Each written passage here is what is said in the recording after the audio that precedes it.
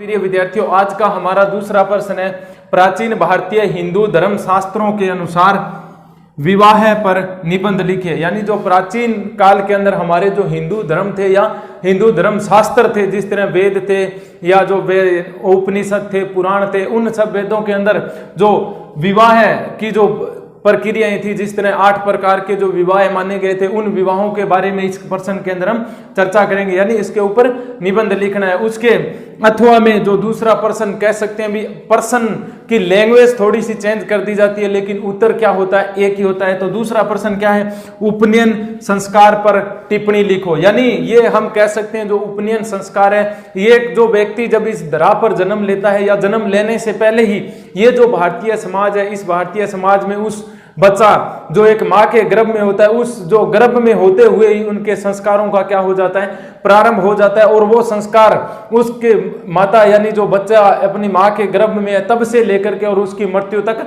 चलते रहते हैं। तो इन्हीं यानी जो 16 संस्कार है, उन संस्कारों के अंदर एक यानी कह सकते हैं जो सर्वश्रेष्ठ संस्कार माना जाता है वो कौन सा होता है, उपनयन।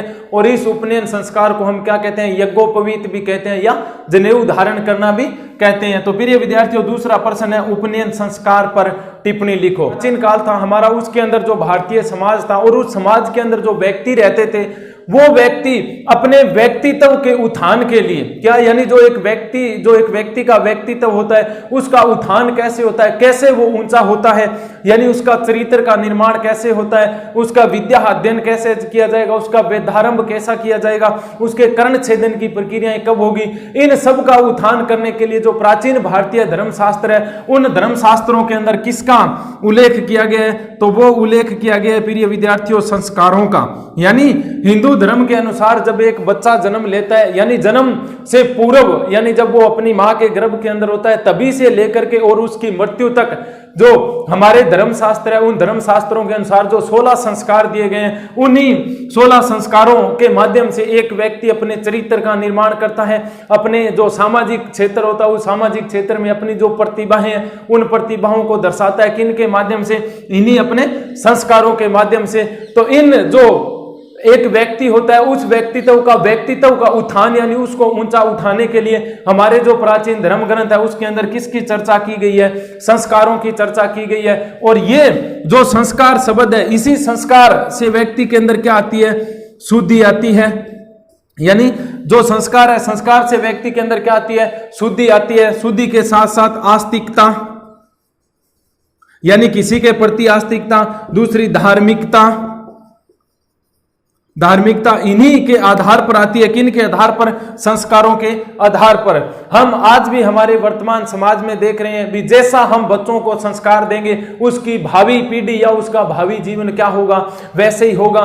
तो हमारे ये जो संस्कार हैं, क्या ये जो एक बच्चे के संस्कार है, ये संस्कार एक बच्चे के जन्म के पूर्व से प्रारंभ होकर के, और जब वो अपनी मां के गर्भ में होता है तब से प्रारंभ होकर के, और मृत्यु जब वो अंत्येष्टि को प्राप्त कर लेता है, यानी जब उसको मृत्यु के बाद में जब उसको मरघट जो स्थान होता है वहां ले जाकर के, और उनके जो यानी उनके जो कह सकते हैं भी उनके जो नाती पोते हैं या उनके जो पुत्र है, उनके द्वारा जब उसका अंतिम संस्कार कर दिया जाता है या उनकी क्या है, अंत्येष्टि कर दी जाती है। उन अंत्येष्टि के साथ में ही क्या हो जाता है, संस्कारों का क्या होता है, एक व्यक्ति का यानी एक व्यक्ति के जो संस्कार होते हैं, उन संस्कारों का क्या हो जाता है, समापन हो जाता है। तथा ये जो संस्कार एक व्यक्ति के जन्म से लेकर के, कब से लेकर, जन्म पूर्व से लेकर और कब तक चलते रहते हैं, मृत्यु पर्यंत तक।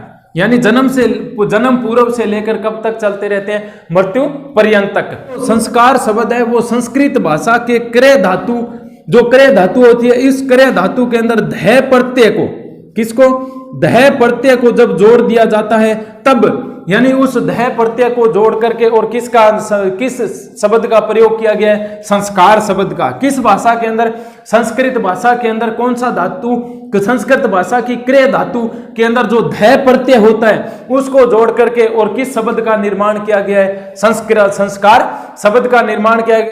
अंग्रेजी भाषा के किस शब्द का हिंदी रूपांतरण है, सैक्रामेंट। और ये जो संस्कार शब्द है, चाहे वो अंग्रेजी का शब्द हो, चाहे वो संस्कृत के जो क्रय धातु या धय प्रत्यय से मिलकर बनाओ, इन जो दोनों ही शब्द है, इन दोनों ही शब्द का अर्थ क्या होता है, शुद्धता व पवित्रता।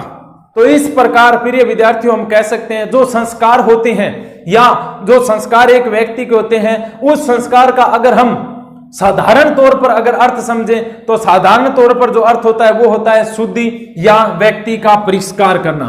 साधारण तौर पर इसका अर्थ क्या होता है? शुद्धि या परिष्कार, यानी किस प्रकार एक व्यक्ति का इन संस्कारों के माध्यम से जब वो जन्म लेता है तब वो एक असंस्कृत होता है। यानी जब एक बच्चा क्या लेता है? जन्म लेता है, और जन्म के समय वो क्या होता है? असंस्कृत होता है। यानी उसको ये जो संस्कृत या संस्कारों के बारे में उसको बिल्कुल भी क्या नहीं होता है? ज्ञान नहीं होता है। लेकिन जन्म लेने के बाद में जैसे जैसे वो बड़ा होता जाता है और बड़ा होने के बाद में जब उसके जो जीवन होता है उस जीवन के अंदर जो कुल 16 संस्कार है, उन 16 संस्कारों को जब वो पूर्ण कर लेता है तो पूर्ण करने के बाद में जो व्यक्ति का असंस्कृत जो जीवन था वो क्या हो जाता है? सुसंस्कृत हो जाता है। इस प्रकार हमारे जो प्राचीन ऋषि मुनि थे, उन ऋषि मुनियों ने जो एक व्यक्ति का जीवन होता है, जिस तरह हमने पिछले प्रश्न में चर्चा की थी, उन्हीं लोगों ने जो व्यक्ति का 100 वर्ष की आयु थी, उन 100 वर्ष की आयु को 4 भागों में विभाजित किया था। उसी प्रकार प्राचीन जो धर्म ग्रंथ के विद्वान पुरुष थे, उन विद्वान पुरुषों ने एक व्यक्ति की शुद्धता के लिए एक व्यक्ति के जीवन में कितने संस्कारों का निर्माण किया है, या कितने संस्कारों को पूर्ण करने के बाद में एक व्यक्ति का जो व्यक्तित्व होता है उस व्यक्तित्व का उत्थान होता है। कितने संस्कारों के बाद? 16 जो संस्कार होते हैं, उस संस्कारों के बाद में तो एक कह सकते हैं इन जो 16 संस्कार एक व्यक्ति के किए जाते हैं, इन व्यक्ति के अंदर अगर एक असंस्कृत व्यक्ति भी हो, जिसको संस्कारों या संस्कृत के बारे में कोई भी ज्ञान ना हो, वो भी व्यक्ति अगर इन संस्कारों के माध्यम से अपने जीवन को जीता है तो वो भी किसकी तरह चमकने लग जाता है? मणि की तरह चमकने लग जाता है। तो ये कह सकते हैं भी उसका जो एक कह सकते हैं असंस्कृत जो जीवन था, वो असंस्कृत जीवन क्या है? एक मणि की तरह चमकने लगता है। किसके माध्यम से? संस्कारों के माध्यम से। एक बच्चा अपने माँ के जब गर्भ के अंदर होता है तब से लेकर भारतीय जो धर्मशास्त्र के जो विद्वान थे, उन विद्वानों ने एक व्यक्ति का जन्म पूर्व से लेकर और मृत्यु तक जो कुल 16 संस्कारों के बारे में बताया है। तो वो प्रिय विद्यार्थियों 16 संस्कार ये हैं, जिसके अंदर पहला संस्कार कौन सा है? गर्भाधान। यानी गर्भाधान संस्कार तब किया जाता है जब एक बच्चा क्या हो? मां के किसके अंदर हो? गर्भ के अंदर हो। यानी जब एक बच्चा मां के उदर के अंदर ही होता है, या जब एक जो बच्चा भ्रूण की अवस्था में होता है, तब जब उसका एक अपनी माता के गर्भ के अंदर ही जब एक बच्चा वो पनप रहा है या पल रहा है, तब पहला संस्कार किया जाता है। वो कौन सा होता है? गर्भदान। उसके बाद में जो दूसरा संस्कार है वो है पुष्वन। पुष्वन का अर्थ होता है जो मां के गर्भ के अंदर जो बच्चा पल रहा है, उन बच्चे को जो अमंगलकारी कह सकते हैं भी ऐसी कोई शक्तियां, जो शक्तियां किसको यानी कह सकते हैं हानि पहुंचा सकती है, जो गर्भ के अंदर बच्चा पल रहा है उस बच्चे को क्या है? हानि से, यानी जो बच्चे को कोई ऐसी अलौकिक शक्तियां बच्चे को हानि पहुंचा सकती है, उन हानि से बचने के लिए कह सकते हैं दूसरा संस्कार किया जाता है, जिसका नाम क्या है? पुष्वन। उसके बाद में जो तीसरा संस्कार है सीमंतोन्नयन। तीसरा संस्कार कौन सा है? सीमंतोन्नयन। और सीमंतोन्नयन का अर्थ होता है जो कह सकते हैं भी जो माता एक बच्चे को जन्म देने वाली है, उस माता को किसी अमंगलकारी शक्तियों या अलौकिक शक्तियों को बचाने के लिए जो संस्कार किया जाता है, वो संस्कार कौन सा है? सीमंतोन्नयन। तो प्रिय विद्यार्थियों, गर्भाधान, पुष्वन और सीमंतोन्नयन, ये जो 3 संस्कार हैं, ये बच्चे के जन्म से क्या किए जाते हैं? पूर्व किए जाते हैं। यानी जब तक बच्चे का जन्म नहीं होता है तब तक गर्भाधान, पुष्वन और जो सीमंतोन्नयन है, इसके अंदर ये बच्चे के अंदर जब एक बच्चा गर्भ के अंदर भ्रूणीय अवस्था में होता है तब किया जाता है। इस पुष्वन के अंदर एक बच्चे की रक्षा करने के लिए जब वो मां के गर्भ में होता है तब संस्कार किया जाता है। उसके बाद में जो सीमंतोन्नयन, यानी जो माता एक बच्चे को जन्म देने वाली है, उस माता को अलौकिक शक्तियों से बचाने के लिए कौन सा संस्कार किया जाता है? सीमंतोन्नयन। तो गर्भाधान, पुष्वन और सीमंतोन्नयन, ये जो तीनों संस्कार हैं, ये बच्चे के किस में किए जाते हैं? जन्म से पूर्व। अब चौथा जो संस्कार है वो कौन सा है? जातकर्म, जो बच्चे के जन्म पर किया जाता है। जब बच्चे का जन्म हो जाता है उसके 5 या 10 या 21 या 27 दिन बाद किसी ब्राह्मण या पुरोहित द्वारा उस बच्चे का क्या किया जाता है? नामकरण किया जाता है, या जिसको हम आम भाषा में क्या कहते हैं? नाम निकाला जाता है। तो पांचवा संस्कार कौन सा है? नामकरण। छठा संस्कार कौन सा है? निष्कर्मण। निष्कर्मण का मतलब होता है प्रथम बार किसके दर्शन करवाने? सूर्य के दर्शन करवाने। यानी जब बच्चा कह सकते हैं भी 6 या 7 माह का हो जाता है तब तक उस बच्चे को सूर्य का दर्शन नहीं करवाया जाता है। क्यों? क्योंकि हो सकता है जो सूर्य की यानी जो कह सकते हैं भी जो तपती हुई जो किरणें हैं उस किरणों से जब बच्चे उसको एकदम बाहर आने के बाद में बाहर जब उसको ले जाया जाता है तब अगर वो देख लेता है तो हो सकता है उसकी जो आंखें हैं उस आंखों के ऊपर क्या है?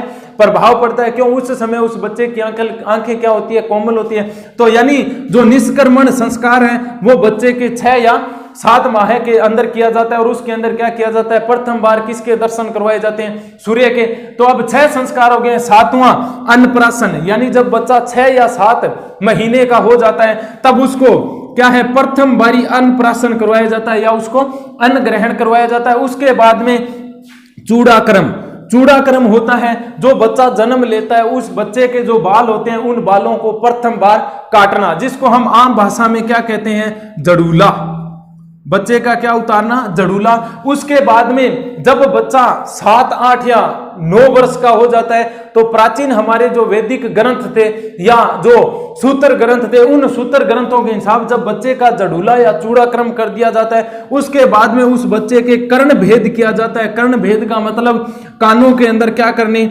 छिद्र करना या कानों को बींदना, जिसको हम आम भाषा में क्या कहते हैं? कानों को बींदना।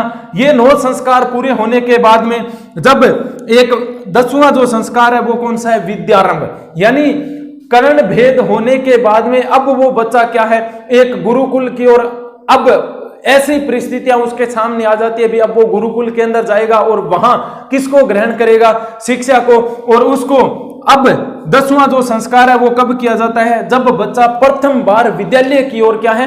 प्रस्थान करना या किसी गुरु के गुरुकुल में जाकर विद्या अध्ययन के लिए जब वो जाता है तब कौन सा संस्कार किया जाता है? विद्यारंभ। यानी देख लो, विद्या प्लस आरंभ यानी विद्या का आरंभ। उसके बाद में जो वेरी वेरी इंपॉर्टेंट संस्कार किया जाता है वो है उपनयन संस्कार। और इस उपनयन संस्कार को क्या कहते हैं? यज्ञोपवीत संस्कार।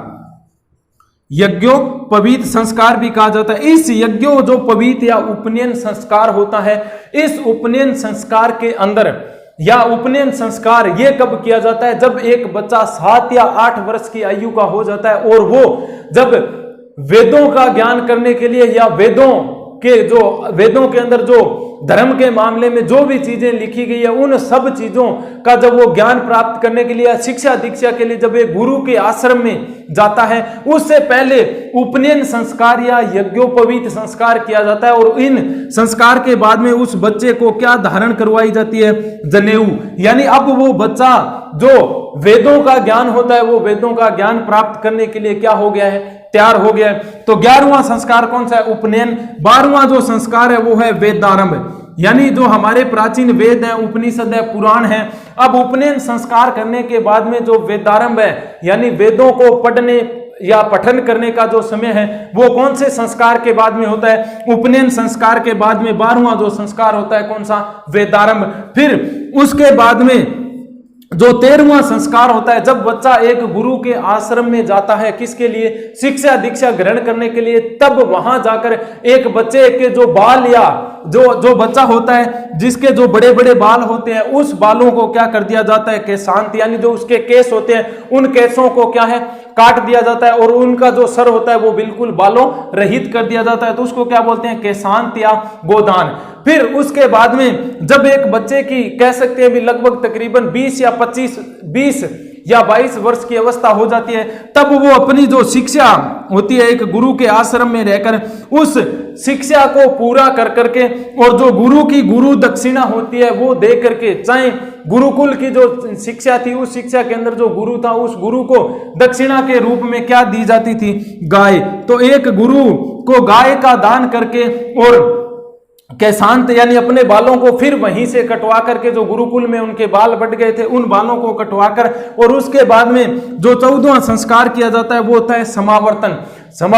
समावर्तन का अर्थ होता है जब एक बच्चे की एक गुरु के सानिध्य में रहकर जब उसकी शिक्षा दीक्षा पूरी हो जाती है, उस शिक्षा दीक्षा पूरी होने के बाद में जब वो एक गुरु होता है उस गुरु को केशांत या गऊ का दान देकर के और जब वो वापिस घर की ओर लौटता है, कहां? वापिस घर की ओर लौटता है, तब उसी गुरुकुल के अंदर एक संस्कार किया जाता है जिसको क्या कहते हैं? समावर्तन। अब एक बच्चे की जब शिक्षा पूरी हो जाती है तब वो किशोरावस्था की ओर अग्रसर हो जाता है। और जो 5वां 15वां इंपॉर्टेंट जो संस्कार है वो है विवाह। अब वो बच्चा शिक्षा पूरी करने के बाद में किसके योग्य हो गया है? विवाह करने के योग्य हो गया है। जिस तरह हमने कल के पर्सन में चर्चा की थी, ब्रह्मचर्य आश्रम के बाद में जो 26 से लेकर 50 तक का जो आश्रम था उसको हम क्या कहा था? गृहस्थाश्रम। और गृहस्थाश्रम की शुरुआत कब होती है? जब एक बच्चे का क्या कर दिया जाता है? विवाह कर दिया जाता है। तो 15वां संस्कार कौन सा है प्रिय विद्यार्थियों? विवाह। और विवाह के बाद में जो अंतिम और जो 16वां संस्कार है जिसको हम क्या कहते हैं? अंत्येष्टि। अंत्येष्टि का संस्कार तब कर दिया जाता है जब एक बच्चा होता है या जो एक व्यक्ति धीरे धीरे इन संस्कारों के माध्यम से वृद्धावस्था की ओर चला जाता है। और जब उस व्यक्ति की मृत्यु हो जाती है और मृत्यु होने के बाद में जो उनके नाती पोते रिश्तेदार या जो पुत्र होते हैं उनके द्वारा जो एक मनुष्य का नश्वर शरीर होता है उस नश्वर शरीर का नाश या उसको अग्नि के अंदर जलाने के लिए जब मरघट या शमशान भूमि के अंदर ले जाते हैं तब यह संस्कार किया जाता है। और इन संस्कार के अंदर जब एक व्यक्ति को यानी जो कह सकते हैं भी चिता के ऊपर लेटा करके और जब उसको अग्नि दे दी जाती है, उस अग्नि के साथ में जब वो व्यक्ति जलकर खत्म हो जाता है उसी के साथ में ही जो व्यक्ति का अंतिम और 16वां जो संस्कार होता है अंत्येष्टि वो उसका क्या हो जाता है? पूरा हो जाता है। जान लिया भी उपनयन संस्कार कब किया जाता है? जब एक बच्चा वेदारंभ यानी एक गुरु के सानिध्य में जाकर के और जब बच्चा वेदों का ज्ञान प्राप्त करता है उससे पहले एक बच्चे का जो हमने पढ़ा था 11 नंबर का जो संस्कार होता है उपनयन, वो संस्कार करवाया जाता है। और उस उपनयन संस्कार के अंदर जो एक बच्चा वेदों का ज्ञान करने के लिए गुरु के सानिध्य में जाता है तब उसका उपनयन संस्कार किया जाता है। और उसको इस उपनयन संस्कार को दूसरा जो नाम है वो क्या है? यज्ञोपवीत। यानी यहां एक जब बच्चा गुरु के आश्रम में जाने के लिए तैयार हो जाता है यज्ञोपवीत संस्कार करके उस बच्चे को क्या धारण करवाई जाती है? जनेऊ। जनेऊ धारण जब तक बच्चा नहीं करता है तब तक वो किसका ज्ञान ग्रहण नहीं कर सकता? वेदों का ज्ञान ग्रहण नहीं कर सकता। तो इसी प्रकार हम कह सकते हैं कि जब एक व्यक्ति का उपनयन संस्कार कर दिया जाता है तब वो किसके लिए तैयार हो जाता है? वेदों के अध्ययन के लिए। किसके लिए तैयार हो जाता है? वेदों के अध्ययन के लिए। तो अब देखो ये जो उपनयन संस्कार है, क्यों कौन सा उपनयन? ये जो संस्कार है ये 2 शब्दों से मिलकर बना है। कितने शब्दों से? 2 शब्दों से मिलकर बना है। कौन कौन से? एक तो इसमें शब्द है उप प्लस नयन। 2 शब्द है कौन कौन से? एक तो उप प्लस में नयन। ये जो उपनयन जो शब्द है उपनयन संस्कार जिस किन 2 शब्दों से मिला है? उपनयन संस्कार थे। तो जिसके अंदर ये जो उप शब्द होता है इसका अर्थ क्या होता है? समीप। उप का अर्थ क्या होता है? समीप। तथा नयन का अर्थ क्या होता है? ले जाना। नयन का अर्थ क्या है? उप समीप। नयन का अर्थ क्या है? ले जाना। और जब हम इसका सार्थक रूप से अर्थ निकालते हैं तो वो अर्थ होता है समीप, ले जाना। अब देखो समीप किसको किसके समीप ले जाया जा रहा है? तो उपनयन संस्कार का अर्थ ये होता है भी जो एक बच्चा शिक्षा के लिए तैयार होता है उस बच्चे को किसके समीप ले जाना? गुरु के समीप ले जाना। किसके लिए? शिक्षा प्राप्ति के लिए। किसके लिए? शिक्षा प्राप्ति के लिए एक गुरु के पास में ले जाना। इसी को ही क्या कहा जाता है? उपनयन संस्कार। और उप का अर्थ समीप तथा नयन का अर्थ क्या होता है? ले जाना। तथा जब एक जो शिष्य होता है वो शिष्य अपने उपनयन संस्कार के करने के बाद में एक गुरु का जो गुरुकुल होता है वहीं पर वेदों का ज्ञान प्राप्त करता है, उपनिषदों का, पुराणों का, महाभारत यानी जितने भी जो संस्कृत के वैदिक ग्रंथ है उन सब वैदिक ग्रंथों का क्या करता है? ज्ञान प्राप्त करता है। किसके पास में रह करके? जो अपने जो परिवार होता है उन परिवार को छोड़ करके और किसके आश्रम में रहकर? एक गुरु के गुरुकुल या उसके आश्रम में रहकर क्या करता है? शिक्षा दीक्षा को ग्रहण करता है। और शिक्षा दीक्षा को ग्रहण करने के बाद में जब उसकी शिक्षा पूरी हो जाती है तब वही बच्चा अपना जो संस्कार होता है जिसको हम बोलते हैं समावर्तन संस्कार करके और गुरु को गोदान या दे करके और अपना जो कर्तव्य होता है उस कर्तव्य का पालन करके और गुरु के सानिध्य में ही रहकर अपनी शिक्षा दीक्षा को पूर्ण करके और किसकी ओर अग्रसर हो जाता है? घर की ओर अग्रसर हो जाता है और घर आने के बाद में समावर्तन जो संस्कार होने के बाद में उसका विवाह है, उसी विवाह का जो गृहस्थ जीवन होता है, उसी गृहस्थ जीवन में रहकर जो प्राचीन हमारे धर्म है, धर्म ग्रंथ है, उन धर्म ग्रंथों का क्या है वो प्रचार प्रसार करता रहता है। तो ये था प्रिय विद्यार्थियों उपनयन संस्कार। इसी प्रश्न के अंतर्गत जो प्राचीन वैदिक धर्म के अंतर्गत हमने माना था वो है विवाह संस्कार।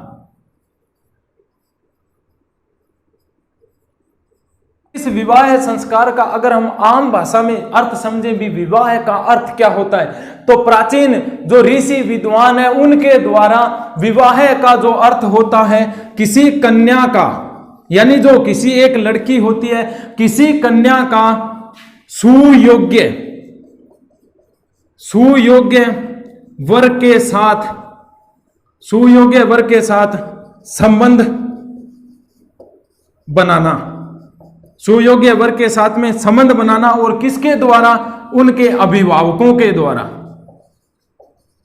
अभिभावकों द्वारा जब अपनी एक कन्या का एक सुयोग्य वर को तलाश करके और उसके साथ में जब अग्नि को साक्ष्य मान करके जब उस लड़के का या उस कन्या का उस पुरुष के साथ में विवाह कर दिया जाता है या शादी कर दी जाती है, उसी को ही हम क्या कहते हैं, विवाह। तो भारतीय धर्म शास्त्रों के अनुसार हम कह सकते हैं जो 16 संस्कार होते हैं, उन 16 संस्कारों के अंदर जो सर्वश्रेष्ठ संस्कार माना जाता है, कौन सा, जो सर्वश्रेष्ठ संस्कार माना जाता है वो कौन सा होता है, विवाह संस्कार। ये जो विवाह होता है, इस विवाह का अर्थ क्या होता है, दो शरीरों का मिलन, दो शरीरों का मिलन भारतीय संस्कृति है। उस भारतीय संस्कृति के अंदर ये जो विवाह होता है, इस विवाह को विधि का बंधन नहीं माना गया है। क्या, विधि का बंधन न मान करके, और इसको किसका बंधन माना गया है, धार्मिक बंधन माना गया है, धर्म के अनुरूप। किसके अनुरूप, धर्म के अनुरूप विवाह के बंधन को माना गया है। तथा इस जो विवाह का जो बंधन धार्मिक रूप से जब बांधा गया है, तो इस विवाह का जो बंधन होता है, अगर इसको तोड़ना, विवाह के बंधन को तोड़ना, जो हमारा समाज होता है या जो हमारी सामाजिक परंपरा होती है, उस सामाजिक परंपरा के क्या माना जाता है, विरुद्ध माना जाता है। क्या माना जाता है, विरुद्ध माना जाता है। तथा इसी धार्मिक संस्कारों या अनुष्ठानों के माध्यम से जब एक कन्या का एक पुरुष के साथ में विवाह कर दिया जाता है, तथा विवाह करने के बाद में ही वो व्यक्ति क्या है, अपने जीवन के जो पुरुषार्थ होते हैं, क्या, अपने जीवन के जो पुरुषार्थ होते हैं, उन पुरुषार्थों की प्राप्ति करता है। किसके सहयोग से, अपनी पत्नी के सहयोग से अपने पुरुषार्थों की प्राप्ति करता है। वही जब वो अपने पुरुषार्थों की प्राप्ति अपनी स्त्री को लेकर के, अपनी पत्नी को लेकर के करता है, वही संस्कार क्या कहलाता है, विवाह संस्कार है। शब्द होता है, इसका अर्थ क्या होता है, वर द्वारा, यानी जो लड़का होता है उसके द्वारा जो कन्या होती है, उसके पिता के घर से विशेष रूप से अपने घर की ओर ले जाना या अपने घर के अंदर ले जाना क्या कहलाता है, विवाह कहलाता है। तो भारतीय जो धर्म शास्त्र है या जो भारतीय वैदिक या जो पुराण है, उन पुराणों के अंतर्गत जो भारत के अंदर जो विवाह की जो प्रथाएं प्रचलित थी, वैदिक काल से लेकर किस काल तक, सूत्र काल तक जो विवाह के प्रकार थे या जो विवाह की जो प्रथाएं थी, उन प्रथाओं को उन्होंने, या जो विवाह के प्रकार थे उन प्रकारों को कितने प्रकार माना है, 8 प्रकार के विवाहों का उन्होंने जिक्र किया है। उन 8 प्रकार के विवाहों के अंदर जो 4 प्रकार के विवाह है, उन विवाहों को तो किसके अनुरूप माना है, धर्म के अनुरूप माना है। तथा आगे के जो 4 विवाह है उसको अधर्म माना है या धर्म के विरुद्ध माना है।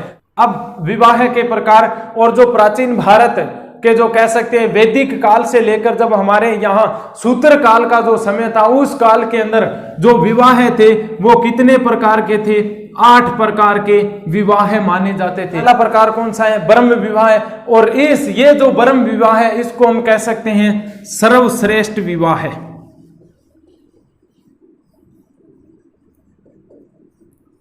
क्या कह सकते हैं, सर्वश्रेष्ठ विवाह। तो प्रिय विद्यार्थियों, ये जो ब्रह्म विवाह होता है इसके अंतर्गत क्या होता है, यानी जो ब्रह्म विवाह के अंतर्गत जो कन्या होती है, कौन, जो लड़की अपने पिता के घर में जब वो एक शादी के योग्य हो जाती है और शादी के योग्य जब हो जाती है तो ये जो कन्या होती है, इस कन्या का जो दायित्व होता है, इस कन्या का जो दायित्व होता है वो उसके पिता या उनके अभिभावकों पर होता है।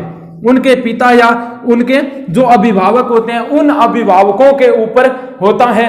और इस जो ब्रह्म विवाह है, इस ब्रह्म विवाह के अंतर्गत जो लड़की का पिता होता है वो एक सुयोग्य वर की तलाश करता है। सुयोग्य वर की क्या करता है? तलाश। और जब उसको सुयोग्य वर मिल जाता है तो उस सुयोग्य वर के साथ में अपनी जो कन्या होती है उस कन्या का क्या कर देता है? विवाह कर देता है। किसके समक्ष रहकर? अग्नि को साक्षी मानकर। जब दोनों परिवार के जो अभिभावक होते हैं उनकी सहमति से, और जो जितने भी विवाह के अंदर कह सकते हैं भी जो लोग शामिल होते हैं उन सब जन के सामने इन दोनों का क्या कर दिया जाता है? विवाह कर दिया जाता है। तथा इस विवाह के साथ साथ जो कन्या होती है उसके माता पिता द्वारा इस कन्या को वस्त्रों व आभूषणों से सुसज्जित करके, किनसे? वस्त्रों और आभूषणों से सुसज्जित करके, और अपनी कन्या का हाथ किसके हाथ में दे दिया जाता है? उस सुयोग्य वर के हाथ में दे दिया जाता है। यही जो विवाह होता है वो कौन सा विवाह कहलाता है? ब्रह्म विवाह कहलाता है, देव विवाह। और ये जो देव विवाह है, इस विवाह के अंतर्गत क्या होता है? भी जो कन्या का पिता होता है, कन्या का जो पिता होता है वो अपने घर के अंदर जो धर्म के कार्य करवाता है, या कह सकते हैं यज्ञ या अनुष्ठान करवाता है। कौन? कन्या का पिता। और जो देव विवाह के अंतर्गत जो कन्या के घर में या उसके पिता के घर के अंदर जो धर्म का कार्य करने वाला जो पुरोहित होता है, पुरोहित या जो ब्राह्मण होता है, उस ब्राह्मण को यज्ञ पूर्ण होने के बाद में अपनी कन्या को क्या है? अपनी जो कन्या होती है उस कन्या का विवाह कर देता है। किसके साथ में? उस यज्ञ करने वाले ब्राह्मण या पुरोहित के साथ में। ये इसी विवाह को क्या कहा जाता है? देव विवाह कहा जाता है। ये जो आर्ष विवाह है, इस विवाह के अंतर्गत जो कन्या होती है और उनका जो कन्या होती है उस कन्या का जो पिता होता है, यानी जो कन्या का पिता होता है वो कन्या का पिता धर्म के कार्यों की सिद्धि के लिए, किसके? धर्म कार्य की सिद्धि के लिए, यानी जो धर्म के कार्य होते हैं उन धर्म कार्यों को सिद्ध करने के लिए वर पक्ष, यानी जो लड़की का जो ससुराल पक्ष होता है या जो वर पक्ष होता है, उन वर पक्ष से क्या? उन वर पक्ष से या तो एक गाय या एक बेल, या एक गाय या एक बेल, अर्थात दो जोड़ी, अर्थात दो जोड़ी गाय या बेल लेता है। किन से? वर पक्ष वालों से। और ये दो जोड़ी बेल या जो गाय है या दो जोड़ी गाय लेकर के और विधि पूर्वक, किसके पूर्वक? विधि पूर्वक अपनी जो कन्या होती है उस कन्या का हाथ किसके हाथ में दे देता है? वर पक्ष के हाथ में दे देता है। या अपनी कन्या का विवाह विधि पूर्वक या विधि विधानों के साथ में अपनी कन्या का विवाह किसके साथ में कर देता है? उस वर के साथ में विवाह कर देता है। वही विवाह क्या कहलाता है? आर्ष विवाह, प्रजापत्य विवाह। और ये जो प्रजापत्य विवाह है, ये जो विवाह है हम कह सकते हैं भी इस विवाह को हम ब्रह्म विवाह का दूसरा रूप मान सकते हैं। ब्रह्म विवाह के अंतर्गत ये था भी एक जो कन्या होती है उस कन्या का जो शादी का जो दायित्व होता है वो उनके माता पिता पर होता है। उसी प्रकार ये जो प्रजापत्य विवाह है, इस विवाह के अंदर जो कन्या होती है उस कन्या का जो पिता होता है, यानी जो कन्या का पिता होता है वो जो विधि पूर्वक, कन्या का जो पिता होता है विधि पूर्वक अपनी जो कन्या होती है, विधि पूर्वक अपनी जो कन्या होती है उस कन्या को दान करता है। यानी विधि पूर्वक अपनी कन्या का क्या कर देता है? दान कर देता है। किस को? सुयोग्य वर को। वर और वधू दोनों को क्या देता है? निर्देश देता है, ताकि निर्देश देता है कि आप दोनों इस विवाह के बंधन में बंध चुके हो और इस विवाह के बंधन के बाद में मैं आपको निर्देश देता हूं कि जीवन पर्यंत, जब तक आप जीवित हो तब तक इस विवाह के अंतर्गत आप क्या करोगे, धर्माचरण का उपयोग करोगे या अपने विवाह को धर्म के अनुरूप ही रखोगे। किसके अनुरूप? धर्म के अनुरूप ही रखोगे। जब तक जीवन पर्यंत आपका जीवन चलेगा तब तक आप किसका प्रचार प्रसार करोगे? धर्म का प्रचार प्रसार करते रहोगे। और दोनों को यह भी निर्देश दिया जाता है भी जो वधु है वो अपने जो वर है उसकी क्या है, या कह सकते हैं भी हर मुसीबत के अंदर उसकी रक्षा करेगी। उसी प्रकार जो वधु होता है वो हर दुविधा के अंदर अपनी क्या है, पत्नी या अपनी जो वधु होती है उसकी क्या करेगा, रक्षा करेगा। यही विवाह है प्रिय विद्यार्थियों, कौन सा कहलाता है? प्रजापत्य विवाह है। 5 नंबर का जो विवाह है या जो 5वां प्रकार है विवाह का वो कौन सा है? आसुर विवाह है। तो ये इस विवाह के अंतर्गत क्या होता है? इस विवाह के अंतर्गत जब कन्या के माता पिता जब अपनी कन्या का विवाह जिस लड़के से करते हैं, अपनी कन्या का विवाह जिस लड़के से करते हैं, तो उस लड़के से उस कन्या का क्या लेते हैं? मूल्य लेते हैं उस कन्या से। यानी वो जो लड़के वाले पक्ष होते हैं या जो लड़का होता है उस लड़के से उस कन्या का क्या लेते हैं? मूल्य लेते हैं। तो हम कह सकते हैं भी इस जो आसुर विवाह है, इस आसुर विवाह के अंतर्गत एक जो कन्या के माता पिता होते हैं उन माता पिता द्वारा एक लड़के को मोल के रूप में या मूल्य लेकर अपनी लड़की को क्या कर दिया जाता है? बेच दिया जाता है। या उस लड़के से उस लड़की की जो कीमत आंकी जाती है वो कीमत या मूल्य लिया जाता है। ये विवाह कौन सा कहलाता है? आसुर विवाह। 6 नंबर का जो विवाह है वो है गंधर्व विवाह या प्रेम विवाह है। अब देखो जो इस समय हमारा जो वर्तमान का समाज है या वर्तमान का जो समय चल रहा है उसके अंदर गंधर्व विवाह या जो प्रेम विवाह है वो ज्यादातर देखने को मिलते हैं। और इस जो विवाह होता है यानी जो प्रेम विवाह होता है या जो गंधर्व विवाह, इस विवाह का तीसरा नाम भी क्या है जिसको हम क्या कहते हैं? परिणय विवाह है। इस परिणय विवाह के अंदर क्या होता है भी एक लड़के व